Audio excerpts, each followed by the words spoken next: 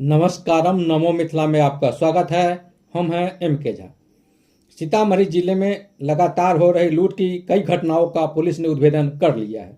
वहीं इस मामले में पुलिस ने परिहार, बथनाहा और डुमरा थाना क्षेत्र से 3 बदमाश राहुल कुमार, रघुवीर कुमार और राजू कुमार को गिरफ्तार कर न्यायिक हिरासत में भेज दिया है।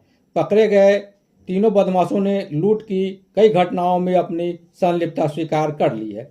वहीं पुलिस ने इन तीनों के पास से 2 देसी कट्टा, 2 जिंदा कारतूस और 1 मोबाइल और 1 पल्सर बाइक भी बरामद की है।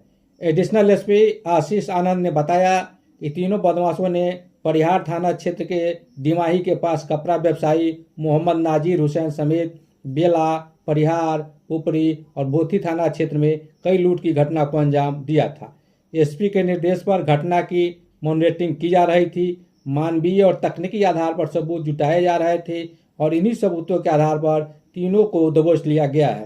कहा कि लूटकांड में शामिल अन्य संभावित आरोपियों की भी पहचान की जा रही है। जल्द ही पूरे गिरोह का पर्दाफाश कर लिया जाएगा। कहा कि छापेमारी दल में बेला थाना के अचल अनुराग, सिपाही रोशन कुमार, अंकित कुमार आदि मौजूद थे।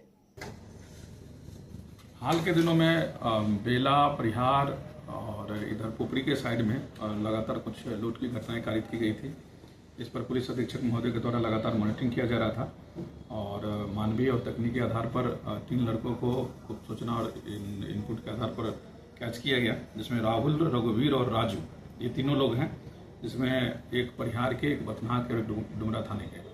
और तीनों ने अपनी स्वीकार भी किया कि इनके द्वारा घटना कारित किया गया था। इनका पुराना आपराधिक इतिहास भी है, जो कि काफ़ी डिटेल इसमें दिया गया। और बेला में 3 लूट की घटनाएं हुई थी, जिसमें तकनीकी साक्ष्य के आधार पर इनको केस को डिटेक्ट भी किया गया।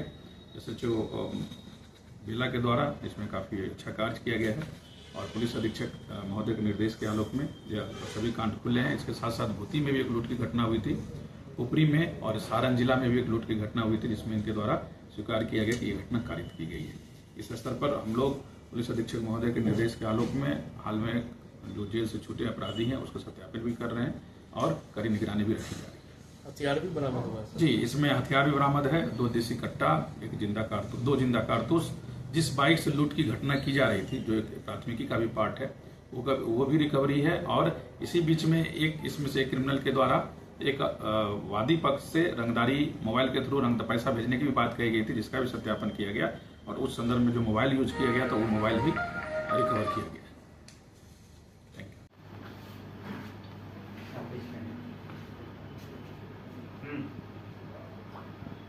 आप किससे बोले? आपको खुद बोला कि हो जाएंगे।